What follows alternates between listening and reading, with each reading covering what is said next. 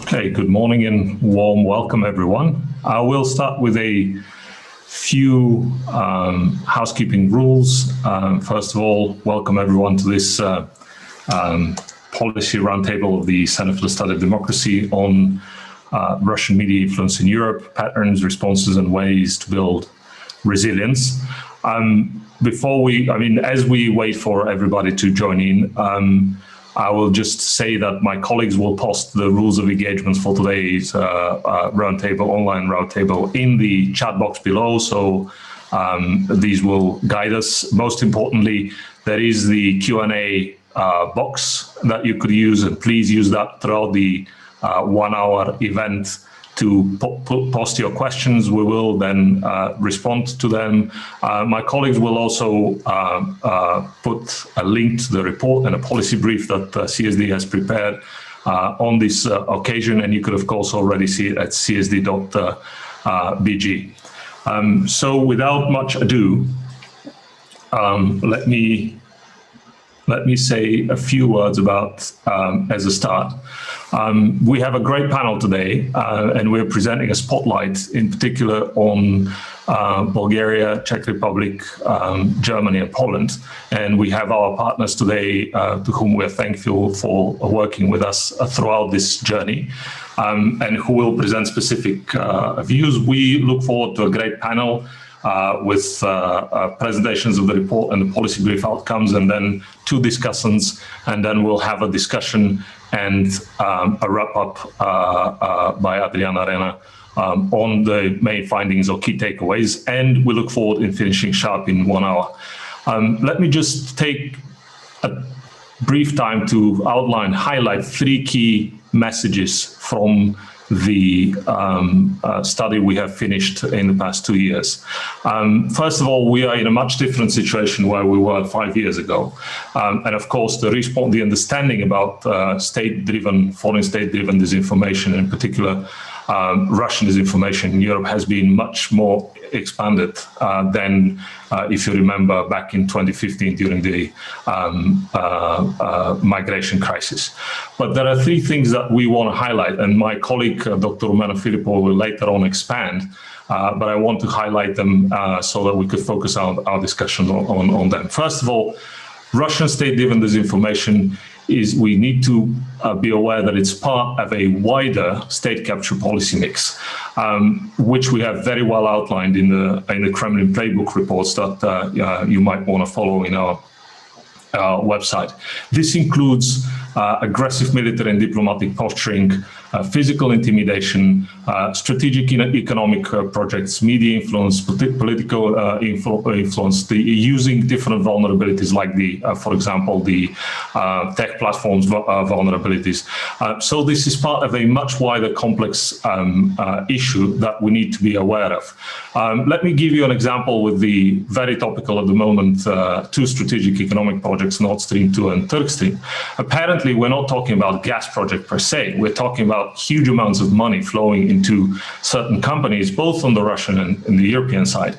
And very often these are used to intimidate media, they're used to spread disinformation, or they're even used for something we've come to call and understand as strategic corruption. And that is the problem we need to tackle. Secondly, we think we need to focus on the key vulnerabilities within Europe. So it's us looking at us first and try to close them as much as possible. And we think that one of these key vulnerabilities concerns the rule of law deficiencies across the continent. This concerns not just media independence and media freedom, but also judicial independence and many other democratic checks and balances, including vibrant civil society. And we've seen this many, many times being undermined, and of course it's much incoherent across the EU. So solving these rule of law issues is fundamental to actually addressing also the issues of state-driven or Russia-driven disinformation in Europe. That brings me to my last point, which is that the response to such state-driven and in particular Russian disinformation needs to be multi-layered and coherent. So it needs to address not just the like DG Connect does, or certain areas of disinformation, or like we'll hear from the eStratCom task force. But it needs to also bring in rule of law issues. It needs to bring in investment screening issues.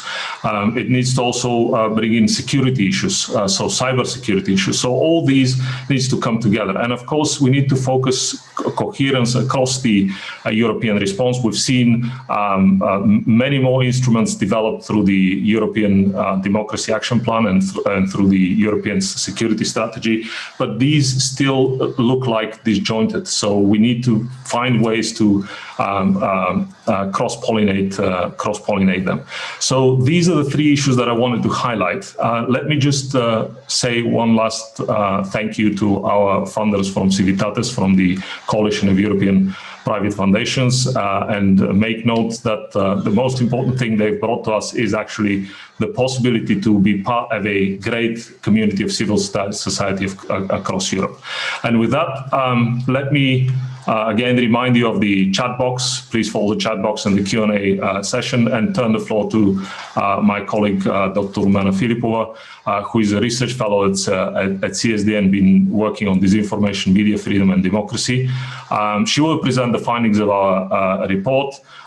Before joining the CSD, just a note, she has been a visiting fellow at Carnegie Moscow Center, the Polish Institute of International Affairs, and Chatham House. She also holds a PhD from Oxford University. Rumena, the next 8 to 10 minutes, please keep it brief. The floor is yours. Thank you.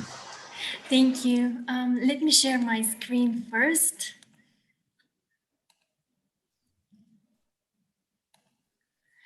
And I would really start by also thanking Civitatis for supporting us in this journey and for us becoming part of this truly cross-European network, and also my huge thanks to our partners in this project.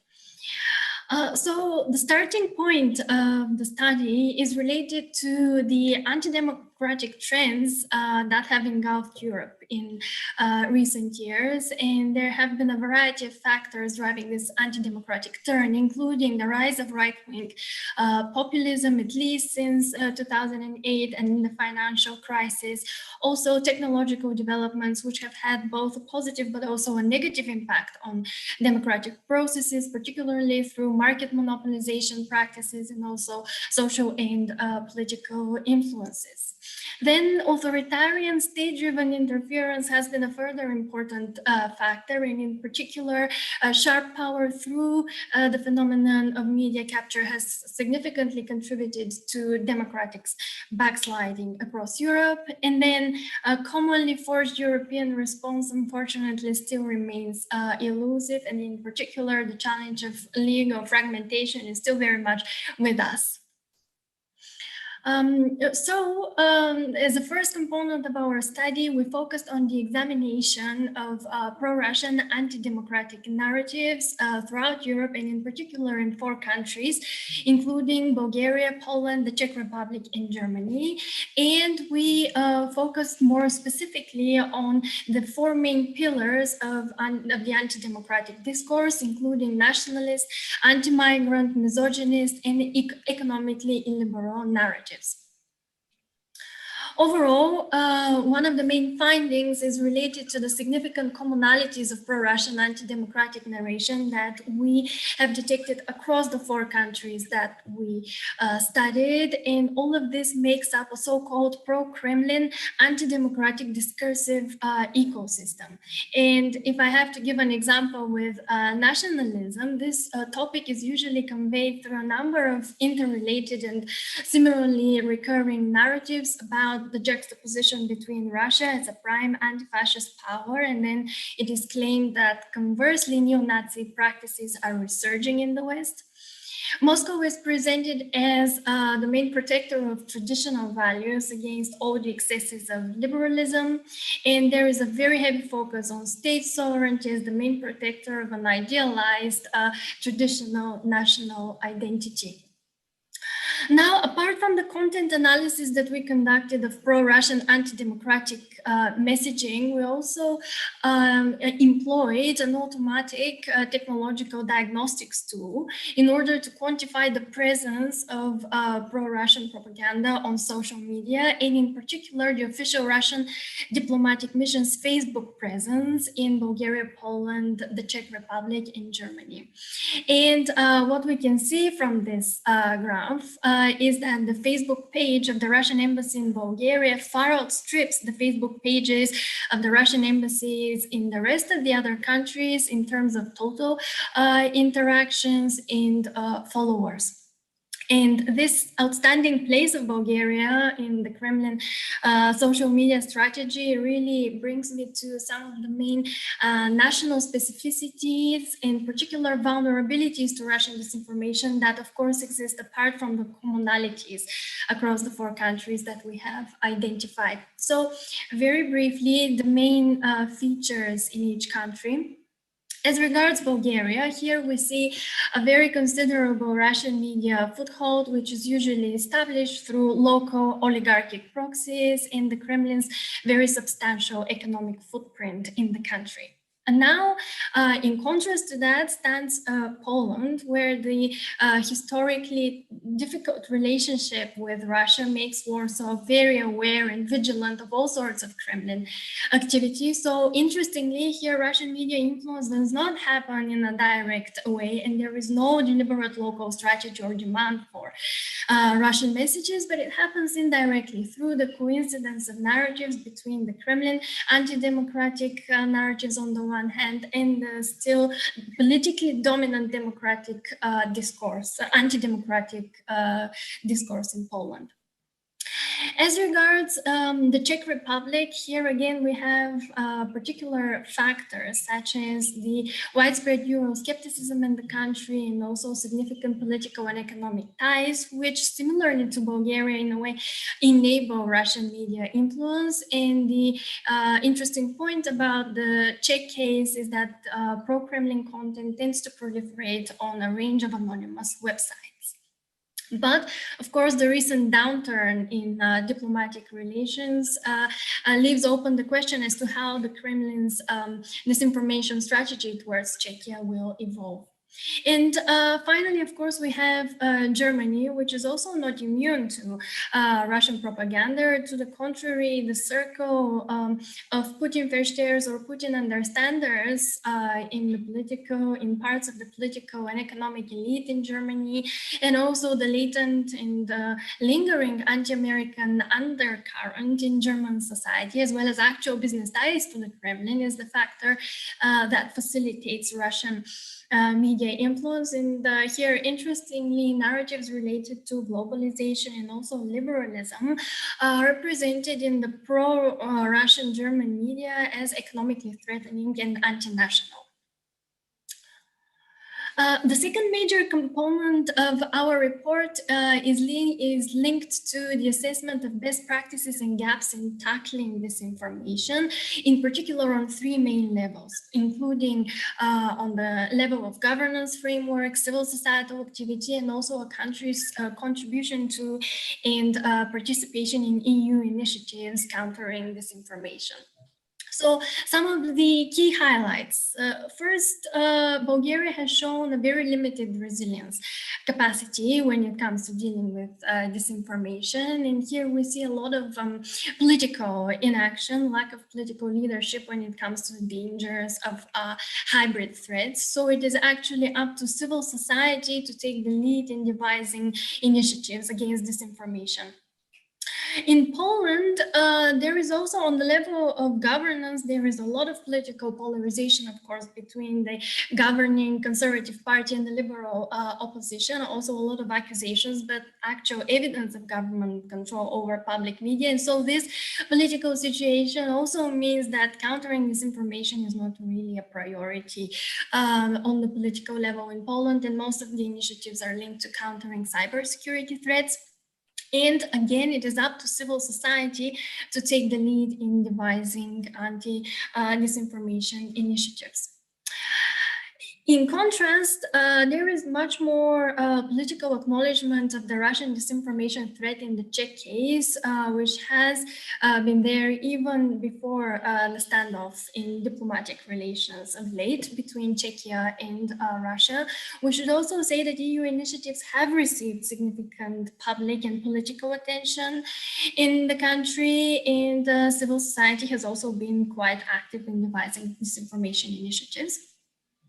The important and outstanding factor in the German case is related to the primacy of the state institutions in terms of devising and implementing strategies for countering propagandist activities. EU policy proposals do not achieve as much attention on the national level, and there are still significant concerns, however, that there is limited cooperation between government and civil society, as well as a degree of disjuncture between the federal level and the regional states. Now, the assessment of the best practices and gaps and experiences of these four countries in terms of dealing with disinformation has really allowed us to draw up and to compile the factors which make up the resilience assets that a country should ideally possess in order to combat disinformation. And we think that what is paramount here is the construction of a cooperative strategy through the involvement of a variety of stakeholders from the civil societal level, politicians on the national level, and also the EU framework. So this would make up the most effective strategy for combating disinformation. And in the report itself, we detail a number of policy recommendations that should inform such a multi-stakeholder approach to dealing with disinformation. And here I would only highlight a few. So in particular, as relates to the national governance framework, but also in relation to EU initiatives, it is important to devise legislation that more clearly defines the boundaries of different forms of offensive speech. So not only hate speech that includes incitement to violence and discrimination, but also the more subtle forms of disinformation, which have a very, as we have seen, important social and political effect, but most of the attention still tends to be paid to hate speech. Now, of course, civil society has likewise a very important role to play in terms of detailing these sets of anti-democratic messages, and at the same time devising and disseminating counter narratives in order to raise awareness among society. Also, NGOs have still different avenues to develop, including researching the psychological mechanisms behind receptivity to disinformation, and again make people more aware and more self-reflexive about the information that they consume. And last but not least, of course, the EU has a lot of rule of law governance gaps to close and tackle in EU member states. And as Ruslan mentioned at the very beginning, there are a lot of important instruments and policy proposals on the EU level that have been developed of late to deal with Russian influence in general and Russian media capture, but they have to be, it's ultimately very important for them to be integrated as part of one toolbox for countering Russian interference. The full report is available on CSD's website. Thank you for your attention, and I will be happy to answer questions later on. Thank you so much, Romy. Without much ado, I'm turning it to our partners in the to have a deep dive in 3 minutes, please, everyone. So it will be great to after this overview to have a little bit more specificity about all the three countries. And I first turn to Dr. Stefan Meister, who's an associate fellow at the German Council on Foreign Relations. Stefan was previously head of the Robert Bosch Center for Central and Eastern Europe, Russia, and Central Asia, the German Council on Foreign Relations. And before that, in the 2015 and 16, when this was not as hot topic as now, he was a fellow at the Transatlantic Academy in Washington, D.C., writing on Russian disinformation and propaganda. Stefan, please, if you could make it in 3 minutes. Thank you. Thank you, Vladimir, and thank you, Romena, also for inviting me to this project and giving me this opportunity to look deeper into media. I will try three to 5 minutes to make some key points, which I would say are important with regard to Germany. So I think the latest discussion we had is that Germany is the main target of Russian disinformation in Europe. And I would say this is because of 2 reasons. First of all, it is the biggest and most important member state of the EU. If you want to weaken the EU as a promoter of liberal democracy and multilateralism, you have to weaken Germany. Secondly, Germany is very vulnerable to Russian disinformation because its society and elites are divided on Russia. There is a cooperative and integrative attitude towards Russia because of history with the so-called guilt complex, economic interests and pacifistic tradition in the German society. And there is a growing anti-American sentiment in the German society, which goes deep into the German middle class. This study, I think this was already mentioned, this study was made before the pandemic, and it focuses on key narratives of Russian disinformation, which we research in right-wing and leftist media outlets. The pandemic has made the situation even worse because it helped to spread conspiracy deeper into different segments of the German society and worked as an anti-democratic querfront, cross-link between right-wing and left-wing groups. The main disinformation narrative in pro-Kremlin outlets claims that globalization and liberalism are economically threatening for society and anti-national. They would serve the interest of American capital. So the anti-American element is very strong here. And I just take the example of Nord Stream 2, which plays here a crucial role, which cannot be underestimated because there is a strong support in the German society, and especially local politicians use this case for their populism and even for their election campaign.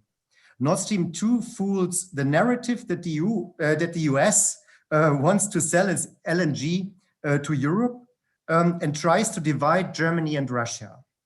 The more the US under Donald Trump were sanctioning and attacking the project, the more the German society became interested and supportive for the project.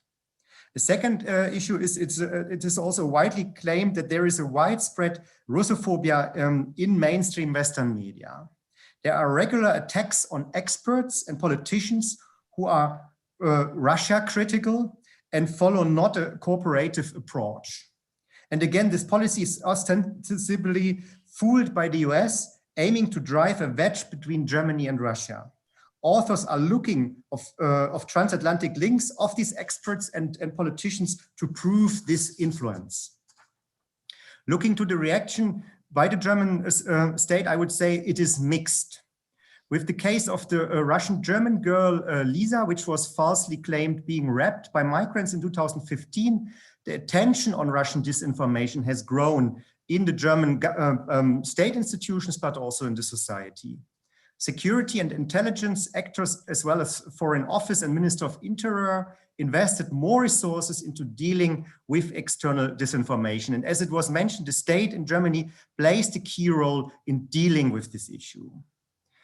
Germany is increasingly regulating the internet, for example, with the famous Network Enforcement Act from 2017, which was one of the first of this kind in Europe, detailing regulatory measures for tackling unlawful content disseminated on the largest social media platform, especially on Facebook.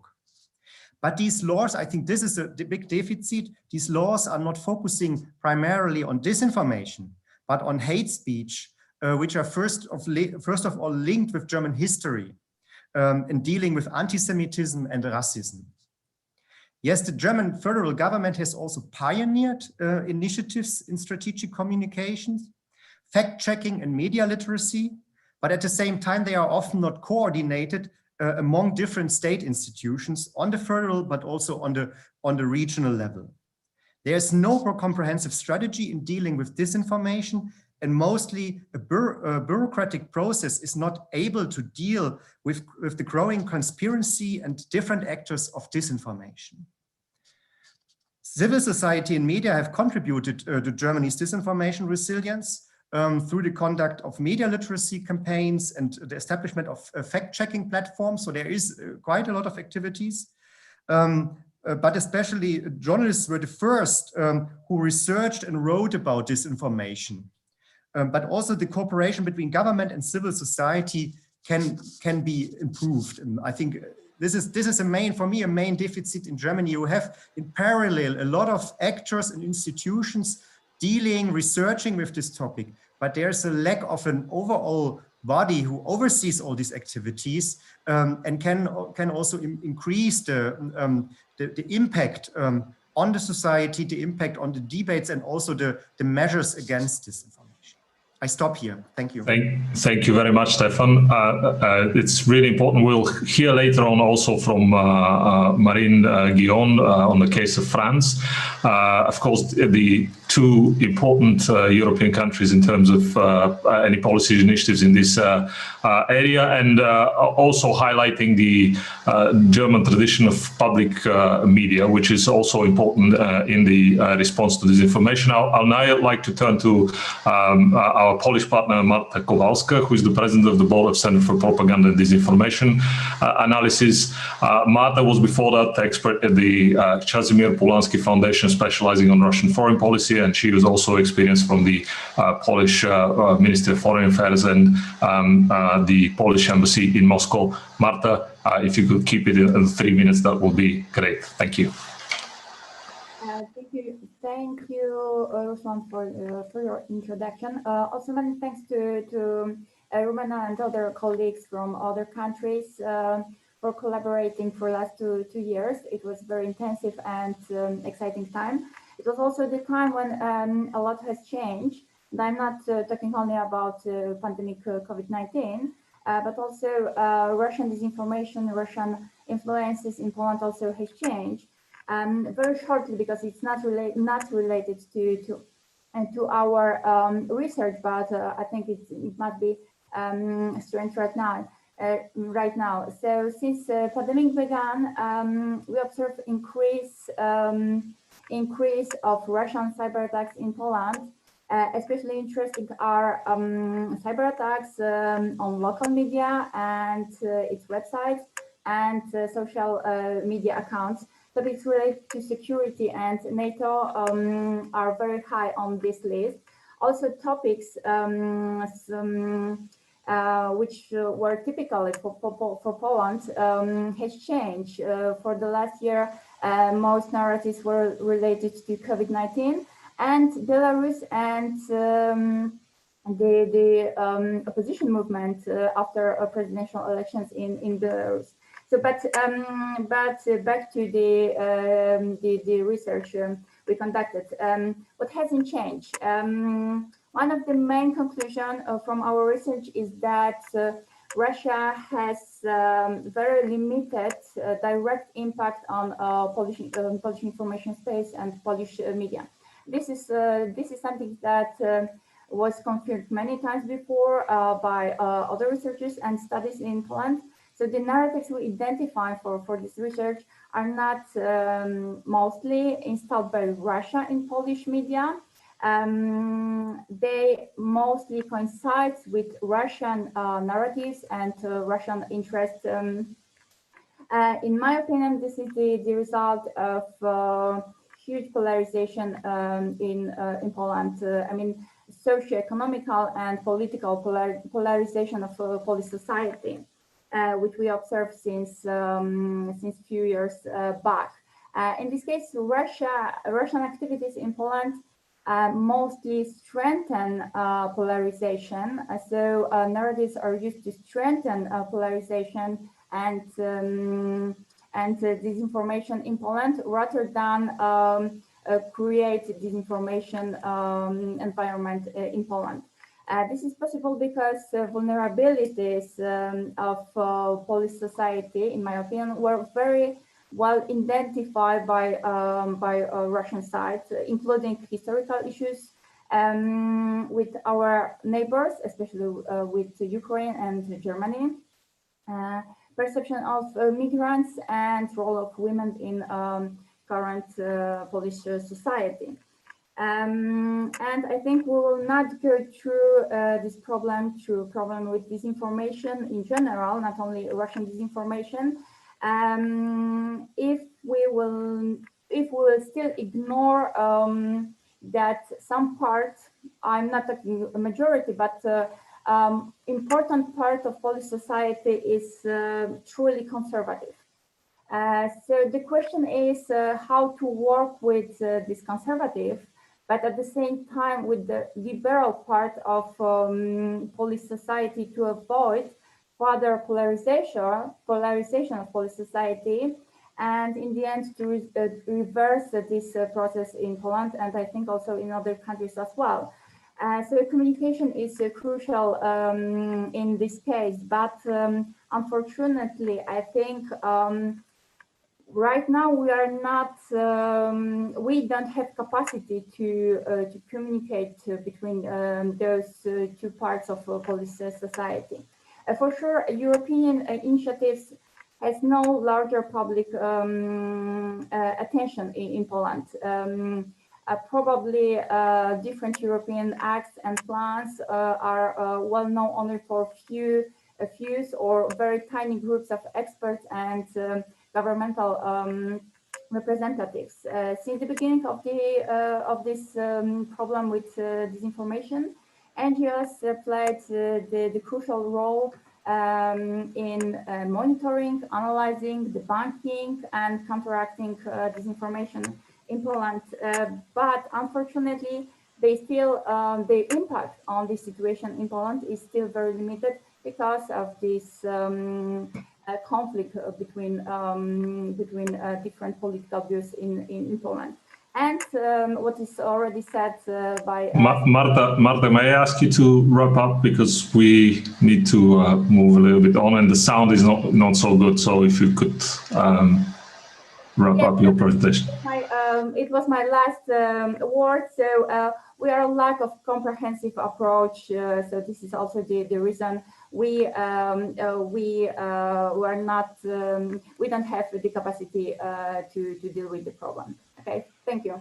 Thank you so much, Marta. Indeed, we will be working on that, of course, and Civitatis is also working on that, and we see more and more initiatives. I can see questions coming into the Q&A and in the chat box. Please keep them coming. That's why I'm asking our next panelists to be short and to the point. I will now turn the floor to our Czech colleague, Veronika Špálková, who is an analyst at the Kremlin Watch program of the European Value Center for Security Policy. Of course, there's been a lot of interest and focus, Veronika, on the Czech Republic following the Verbetice case and the designation of Czechia as an unfriendly country by the Kremlin. Please, if you could keep your intervention to 3 minutes, that would be great. Veronika, the floor is yours. Thank you. Thank you for inviting me and for the opportunity to participate in this research. It was a great pleasure. Well, the disinformation campaigns have been discussed publicly and widely in the Czech Republic for quite a long time now, especially since 2014 after the annexation of Crimea.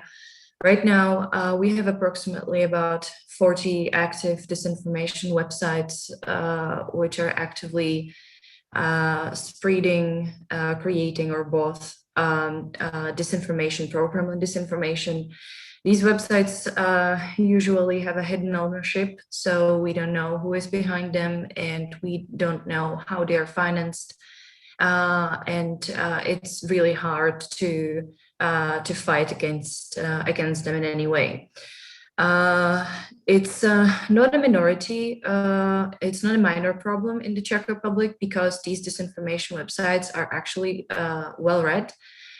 Some of them have over 1 million visits per month, and the most read disinformation websites has actually 8 million visits per a month, which is a really huge number considering that the Czech Republic has 10.5 million inhabitants. It has been an issue, and it has been also discussed on the governmental level. The breaking point was 2016, because in 2016 an extensive security audit took place in the Czech Republic, and one of the parts was also focused on disinformation and hybrid threats. One of the findings, the key findings of the security audit, was that disinformation and hybrid threats are actually really a huge threat to the Czech Republic, and Czech Republic needs to deal with it somehow. According or based on the security audit, a Center Against Terrorism and Hybrid Threats was established as a part of the Ministry of Interior, which is an office that is really important, and it's really great that we have an official body that is devoted to fighting disinformation, but they were established by a law, and the definition of what they actually can do and what they can publicly address is really limited. Even though in the recent events with the explosion of the munition depots in Vrbětice, they were really helpful, because this is one of the issues that they were able to address also publicly. So the Center Against Terrorism and Hybrid Threats was communicating publicly with the civil society and tackling the disinformation about this particular case. Also, the EU initiatives against disinformation have received some political and public attention in the Czech Republic. This is also boosted by a very active involvement of the EU Commissioner of the Czech Republic, Věra Jourová. Yet, tackling disinformation itself is in the Czech Republic still rather a matter of a civil society than the government activities, which was also shown during last year during the pandemic, because the Czech government was very inconsistent and was not dealing with disinformation regarding connected with the pandemic at all. Thank you. Thank you so much for that, Veronica. You were really to the point and on time. Now we have two excellent discussants. I would like first to turn to Martina Bildukevič, who just last week was appointed as head of the E-Stratcom task force at the European External Action Service, one of the lauded first kind of response reactions at EU level to Russian disinformation.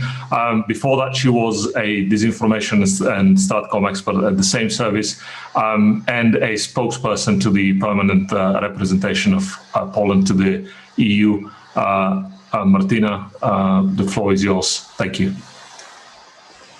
Thank you very much, and thank you for inviting me. My head is spinning a little bit, I have to admit. There's so much information, and I really appreciate the comprehensiveness of the report that you introduced. I also really appreciate the fact that Poland was included here, but I will zoom in on this maybe a little bit later.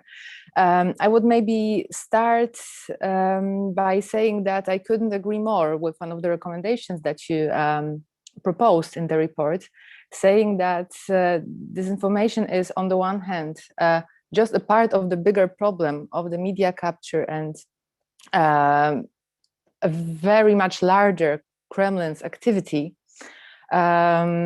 And on the other hand, that the response requires also very broad measures. Obviously, as you all know, we at the ESCF are dealing with part of the picture, which is disinformation. But I think this is one of the most important elements of the whole strategy. And it also shows very good what is on the Kremlin's agenda in the given moment. And it's also a kind of a thermometer to see whatever the Kremlin is up to, so to speak. I was really eager to see in the report what the narratives that you researched would be. And I can see that the narratives that are repetitive in the 4 countries that you researched are also being employed in many other countries that we are monitoring, especially many of the Eastern Partnership countries. The narrative about gender issues or about LGBT being some kind of a boogeyman even is very much active right now, for example, in pro-Kremlin media in Belarus. Also in other countries. But coming back to the point that I was making about disinformation showing what's on the Kremlin's agenda, Nord Stream 2 was mentioned here. Obviously, there is a huge wave of disinformation and propaganda as well surrounding this topic. But I would actually like to point out another energy project that is being attacked quite severely by pro-Kremlin outlets. We ran an analysis about this last year. The project is called Baltic Pipe. You may have heard of it. It's a Polish, Danish, Norwegian cooperation. And we detected disinformation surrounding this project in 4 languages: Polish, German, English, and Russian. What is interesting to see in this analysis is that the narratives against the Baltic Pipe are more or less the same as they are against, are used in terms of the Energy Directive or other EU laws that are being applied against Nord Stream 2. So it's about the economic viability or lack thereof. That's how the Kremlin sees it. It's about being against the energy diversification, and there is also the narrative that Baltic Pipe and projects similar to this one are disrupting the European market. Maybe just 2, maximum 3 remarks. First one, I will be fast, I promise. I was very interested to hear, obviously, about how you researched disinformation in Poland. And I think one of the most important points that Marta made is about polarization. It is very deep in Poland right now, but I think it's not only the case for Poland. What I would like to say here is that this is a really fertile ground for disinformation actors to use. And we can see it actually in the context of the pandemic right now. The vaccine narratives that we are researching very closely as well really use this polarization to drive even a deeper wedge in our societies. And disinformation attacking Western vaccines, even specific sorts of vaccines, are paired by propaganda that is used to advance the Kremlin's interests so that the Sputnik V vaccine is promoted. One remark which maybe is derived from the Polish case, but can be applied to many other countries. Even though pro-Kremlin media are maybe not that visible in Poland as they are in some other EU countries, I think a bigger problem is the information laundering. So you have all those narratives that are deriving from the Kremlin, but you can't actually always point out to a Russian source that is spreading them. The disinformation messages are laundered so that they can fit into blogs, into closed Facebook groups, into different types of not mainstream media. But if this tactics is successful, then the message actually comes across and is being spread by the mainstream media as well. So this is something that makes my job very hard. And also something that is very, very difficult to detect. If I have 30 seconds, I just wanted to say 3 words about really 30. Okay, about the response.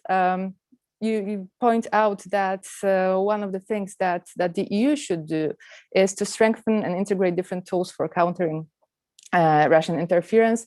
this is one of the things that we are working on now. Stay tuned next week for the new guidance on the code of practice, which is the cooperation between the EU and social media platforms. And of course, we're working on the EDAP implementation, European Democracy Action Plan implementation, which is, among other things, about making disinformation cost more for those who disinform. Thank you very much. Thank you so much, Martina. Indeed, looking into our own vulnerabilities is an important part of that, including polarization, of course. Now it's my pleasure to turn the floor to our last panel speaker, not last speaker, Marine Guillaume. She's a deputy to the Ambassador for Digital Affairs at the Quai d'Orsay, the Ministry of Foreign Affairs of France. Before that, she was a policy planning officer in digital affairs. And I know that she was very active in kind of bringing also together Bulgaria, France, on initiatives in this respect. Marine, the floor is yours. If I could ask you, as everybody else, to be to keep it short. France is, just like Germany, an extremely important country for shaping the EU's policy response. Marine, the floor is yours. Thank you very much. I'm very happy to be here. Thanks for the invite. And I think, as Martina, my head is spinning right now because so much valuable and interesting information was shared. And I must say that I was very impressed by all the work done. And this is one of the first points I wanted to make, is that it's quite impressive to see how we have raised awareness on the topic, and how now it seems that we understand better what exactly is disinformation and information manipulation, and actually how states have mobilized in order to mitigate this threat. So I will do a very brief presentation focusing on 3 key points. So the first one is, again, to emphasize how the understanding of the threat has increased, and also how it was linked with a higher mobilization from states. So we have a couple of examples today which are very interesting, but I think that was states that were before kind of aware of the threat. And now it seems that today many more states have understood how important it is to mobilize themselves, but also their civil society against this. So there has been a higher mobilization on the topic vis-a-vis Russian disinformation, but also other states. And I know it's not the topic of the debate today, but I just wanted to mention that the disinformation and the information manipulation threat has actually increased, and it's not only focused on Russia. And what was very interesting, especially in the report that you presented at the beginning, is to see how states mobilize in order to counter it. And it was very clearly shown that we have 3 models that are actually being developed. One is a model which focuses on civil society, what we call the whole society approach, which is very interesting, how you can build defenses in your civil society so it is able to fight disinformation by itself, which is actually the model that France tries to promote. But you also have other approach, one which emphasizes on legislation and regulation vis-a-vis media or vis-a-vis platforms. And this is very interesting. It's a way to make the environment, the information environment, maybe more resilient and more trustable. And the last model is a more state-focused model. How is the states mobilize and organize itself in order to be able to answer this issue, a bit by being able to detect more easily the threat, or be it by responding to it more rapidly and more quickly by counter-discourse or other tools. And with this regard, we have some states which prefer to have a dedicated agency, other which prefer to be more agile and create task forces within administration. So I think it's important to keep that in mind in order to try to see how actually disinformation impacts different states. My second point is it's a question I wanted to ask is, how can we make a European Union be an asset for everybody? Because as you mentioned, and as everyone here showed, there are very different ways. There are different disinformation, mostly because disinformation focuses on vulnerabilities of states And these vulnerabilities are very different depending on the different states. And it also depends on the relationship the states have with Russia. So it makes very different kind of strategies and tactics. We see some elements that are everywhere. Russian disinformation rely on covert action, like the trolling agencies, the fake research agencies, etc., but also on open actions, which relies on media. And it's very hard to see how we can develop a common approach to fight these two types of tactics. So I think one thing that is really important is to see how the European Democracy Action Plan, which makes a lot on these topics and which propose, I think, very innovative and interesting way to tackle it, will deploy, and also how the Digital Services Act with the regulation of platforms will probably help to mitigate this threat. I think we see how the EU Disinfo Stratcom Task Force played a very important part also on fighting disinformation at the European level. And so I guess this is, we are at a critical moment right now in about building European forces to fight threat, and it's important to see how it will go in the future. My last point, and I will be very brief, is more about thinking in the future. And this is something that we have in mind in France today, which is kind of important for us, is, as some of you mentioned, with the pandemic, we have reached a moment where the discourse are very much polarized, and polarization is very high. Economic crisis is also not very far away from us, and so we will probably see a moment where the debate will be more tense, more extreme. How do we ensure that states still keep the principle of the rule of law, and also do not, and also be sure that there will be no violation of their sovereignty through manipulation information campaigns. I think this is really important. How do you, as a state, when you see how the debate become extreme and how some media try to use these vulnerabilities in order to create an alternative discourse, to push away some information that are not always very, that are maybe distorted and have an aim to politically hurt, how states organize in order to be sure that it respects the rule of law and be sure that it does not see its sovereignty violated. That's one of the key challenges, and I think many of you have proposed very interesting way to tackle it. So this was great, Marine. Thank you so much. I mean, indeed, it's an important note about the EU as an asset, and I would say that some countries have made use of it, others are not so willing to. So I think it's also here. It's an important question about the boundaries and the demand and the supply. So the push and pull, in a way. So I think it's important also, as you met these issues, and I hope that Adrian Arena, who will be wrapping up for us today after we have a brief discussion, and I have a lot of questions for which to thank, but these issues about the boundaries, about rule of law, at the same time human rights, about moderation of tech platforms and freedom of speech. These are very important, and I think it's exactly the capacity of our democracies to actually solve them in a good, sustainable way will show whether we're able to actually deal with it. But I completely agree that there's been an explosion of ideas and responses, and again, we need to keep an understanding of the overall challenge, because it's not just focus on disinformation. Now, I'd like to give the floor back to each of our four panelists. We have a lot of questions. I'll try to very briefly summarize them, and I'll ask you for a brief 2-minute intervention before we wrap it up, before I give the floor to Adrian, and we'll probably be 5 to 10 minutes over time, for which I want you to excuse me from now.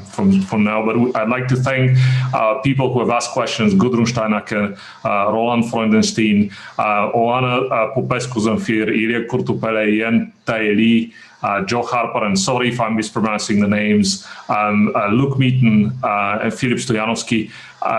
I will oversimplify this, but essentially one key question is, how do we go forward? what do we do to make this coordination or cooperation more effective and improve resilience between the government, civil society, and the EU as an asset, as Marine put it excellently. That's one of the batches of questions, if you could address. The second one is, how does Russian disinformation relate to other types of disinformation, including Chinese? Have you seen any overlaps in your countries and in Europe? And also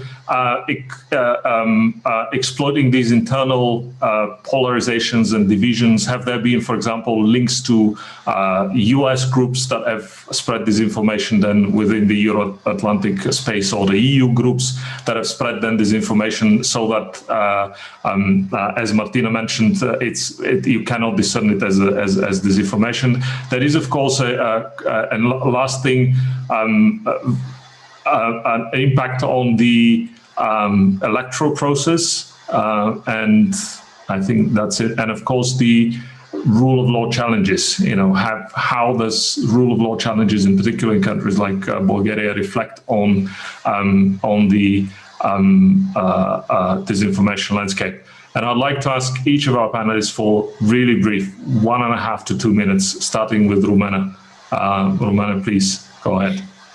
Thank you. So as regards Oana's question about the extent to which a whole of society or whole of government approach is actually taking place in those countries, I would say that for examined, we have not yet seen a coordinated and cooperative strategy among the governance level, civil society, and the EU. So they each have relative strengths on either of those levels, but none of them have actually achieved a cooperative and really coordinated strategy. And just to briefly give an example with Bulgaria, on the political level, there is a lack of political leadership, inattention, and also inaction as regards disinformation and hybrid threats. The EU initiatives do not receive as much attention as necessary, and so civil society takes the lead. So here we have one main actor, which brings me to Roland Freudenstein's question about the role of the state in Germany. We certainly have outlined the many important civil societal initiatives in media literacy, fact-checking in Germany, but comparatively speaking, the state capacity in Germany is much higher than in the other 3 countries, and they have certainly proliferated a number of important initiatives that we do not see in the same extent in the other 3 countries, particularly Bulgaria and Poland. Also, on the question of China, this is an emerging question to the extent to which Russia and China are starting to cooperate, or whether they diverge in their disinformation strategies. And so we examined this question in relation to Bulgaria and other Southeast European countries in our report, which we released in March on tackling Kremlin's media capture in Southeast Europe. And we are beginning to see signs of mutual amplification between the two through national level amplifiers. That is to say, when local Russian proxies, and I'm speaking here about Bulgaria, have also started editing and publishing Chinese related news sources. So this is a question that is still developing. And on the question of the EU, this is really paramount. And I think one particular area in which it is very important is where most states in the EU, other than, let's say, Germany or France, do not have the enough capacity to actually take on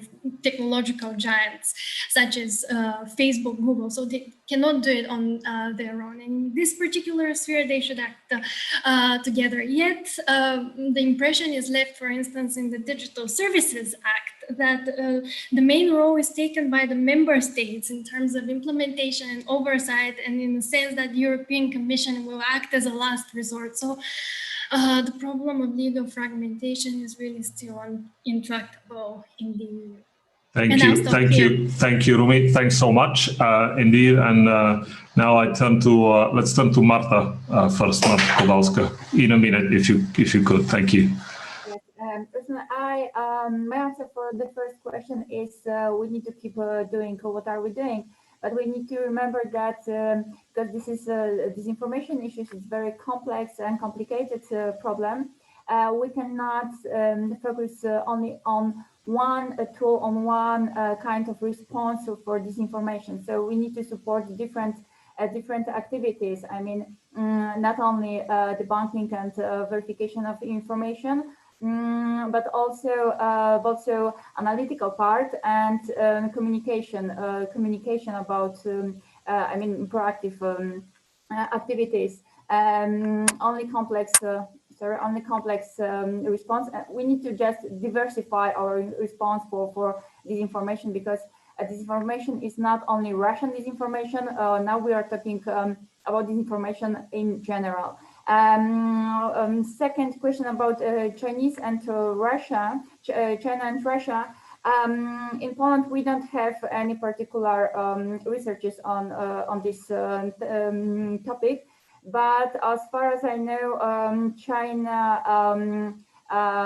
disinform or active in Poland in different way, like Russia. And Russia sometimes support and sometimes make Russia weakness in for Polish information, not only Polish but also in information space.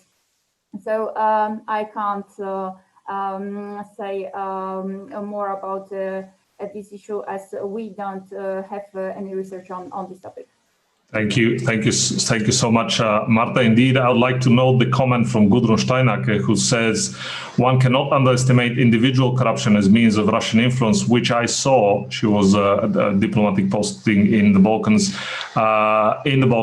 Russia cannot finance infrastructure projects like China, but simply buy people. I'll now turn for a minute to Veronica and then Stefan. Veronica. Thank you.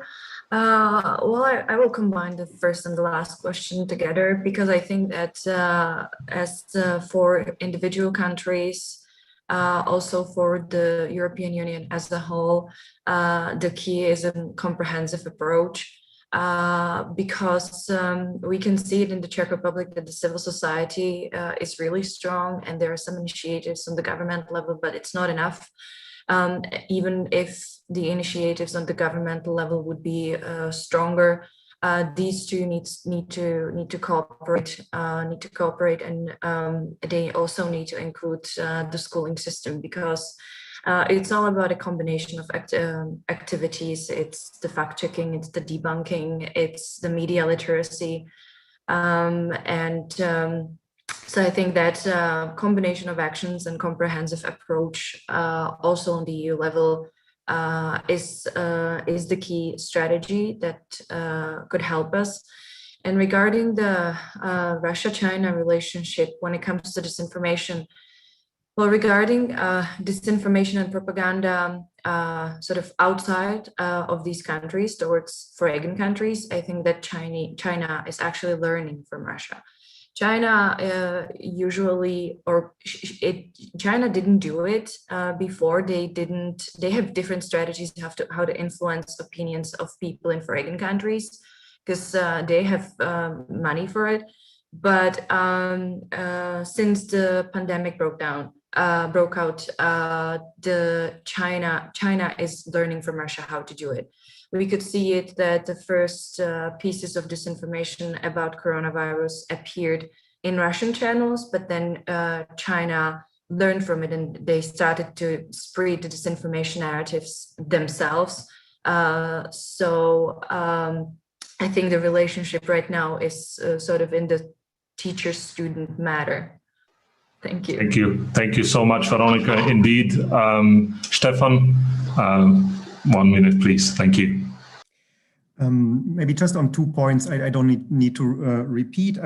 There was this question about US groups and their impact. I would say Steve Bannon, for instance, he has a specific impact on certain kind of groups in Germany. But I think what was somehow maybe really a game changer, especially during the pandemic, is this QAnon movement, which really plays an important role in Germany.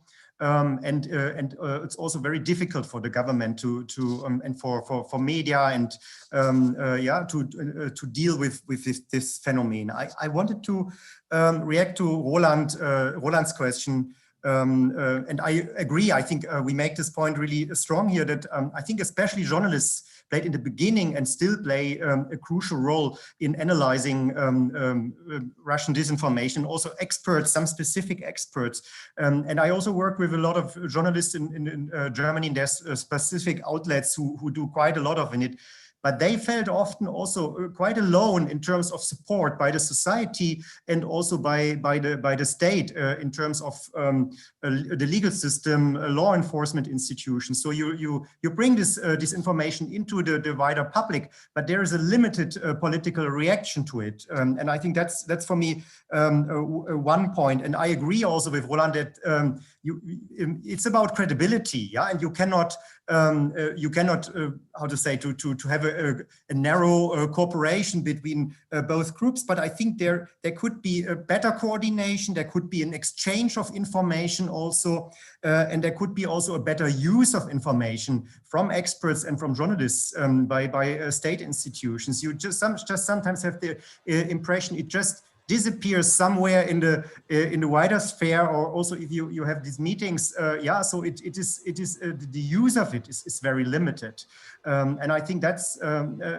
also important. The lessons learned, from this and needs to be improved. So I just stop here. Thank you so much, Stefan. Thanks to all the panelists. I would now like to turn for closing and wrapping up to Adrian Arena, who is Director International Human Rights at Oak Foundation. I think, Adrian, thanks for patiently waiting and sorry for not keeping it on time. But I think this was entirely my fault. The panel really did great, and also our discussants. Adrian is also part of the Civitatis effort. Prior to joining Oak, though, he was a Deputy Secretary General of the International Commission of Jurists, a Geneva-based organization that promotes global rule of law, in particular independence of judiciary, and he was also an Australian diplomat before that. So, Adrian, I think you're the best person to tell us what do you think could be the key lessons learned from today's discussion. And thanks so much for taking your time to join us, Adrian. First of all, Ruslan, I just want to thank you so much for hosting this, and to say that as a member of Civitatis, we're just delighted that the CSD has hosted this and done this really extraordinary piece of research, which I think is really rich and valuable, and I thank you for it. We're proud to support it. I'm just going to take a few very personal observations from the discussion. Many of the people participating in the discussion are far more familiar with these issues than I am. So I suppose I don't want to be reductive, but I'm taking a rather bird's eye layman view of the whole proceedings, and I would come up with the following conclusions. The first is to say, and I suppose it's a blindingly obvious one, is that the threat is real. But that threat actually is not only from the Kremlin, but builds on homegrown polarization. And I thought that the identification of the issues of migration, gender, economic models, and national identity were really succinct in capturing, in fact, what those defining cleavages are. The next thing I'd say is that it's quite clear that from what I've understood, the disinformation efforts are not intended to in fact, pursue any particular line, but are in fact aimed cumulatively at sowing disruption, division, and further polarization. And I think that that's probably a very important concept to bear in mind. There have been varying responses in the 4 countries examined to how to combat this, with in 2 countries, governments taking a greater lead, and in other 2 countries, CSOs taking a greater lead. And in particular, those efforts have related to issues of media literacy, fact-checking, investigative journalism, and then more broadly, advocacy on content moderation, platform governance, and some of those issues. So what I take from all of this, and as a funder of civil society, I would say there are probably 5 important takeaways that I personally took from this. The first would be the importance of an EU initiatives in really framing an effective regulatory approach. Secondly, the rule of law gaps in some of these countries where civil society must be active in ensuring both issues of media pluralism, independent judiciary, and effective, press regulation. The third issue which I took is that I think from my observations, CSOs in these issues are often lacking a technical expertise to examine the infrastructure of how, in fact, this disinformation is disseminated. And that would be all about, data exploitation, harvesting, micro-targeting, bots and their deployment, the mechanics of actually propagating this disinformation is something which is a knowledge gap amongst many CSOs. And I would hope, in fact, that we as a group of funders at Civitatis can help improve that. Fourthly, I would say that there has to be obviously a move from the diagnostics to a much more proactive rebuttal stage. And what I didn't hear really from the research, and perhaps maybe that's because it hasn't happened, is the investments made in creative narratives to rebut this disinformation and how effective they are, and whether that is something, in fact, that really needs to be done. And then lastly, I would just say a few words to protect the interests of those organizations who are specifically smeared by those disinformation campaigns, including LGBTI groups, gender groups, who are really demonized in their own countries for their activism. And I hope that as a community, we can really assist them in both protecting them and providing their, securing their welfare, but also understanding the incredibly important role they play in protecting those fundamental rule of law issues you mentioned earlier. I think that's it, Ruslan. That's all I have to say, given the time limit. Thank you so much. This was excellent and perfect. Thank you to all of our panelists. Marine Guion had to leave, but thanks so much. Sorry everyone for not keeping it on time, but thank you also to Martina for joining us today. Thanks also to the wider team that helped make this possible behind the scenes, and we look forward to meeting you again soon. Stay safe, everybody, and I hope that also in a few months more, we will also meet in person. Thank you so much again for taking the time, also to our kind participants, and also to all those of you who asked questions. Thank you so much. Have a great day, and I look forward to meeting you again in the next CSD event. Thank you. Thank you. Bye. Thank you. Goodbye. Bye.